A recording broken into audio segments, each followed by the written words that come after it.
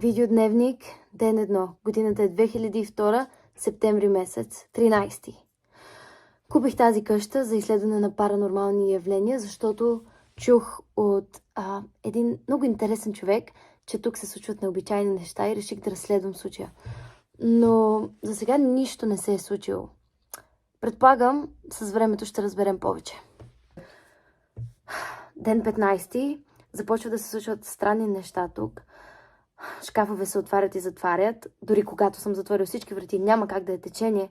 Чувам стъпки понякога вечер, когато съм се прибрала вкъщи. И онзи ден ми се стори, че чух приглушен писък. Но се надявам да е било от телевизията. Ще трябва да разследвам повече, но определено има нещо гнило. Ден 60. Не мисля, че мога да продължа да живея в тази къща. Вече започнах да чувам гласове и те не са само, не приличат нито на мъжки, нито на женски гласове, не са детски.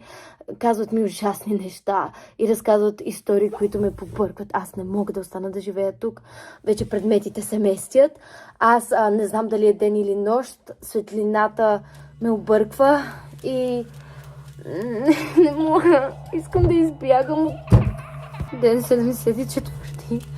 Не мисля, че мога повече. Нещата се влошават.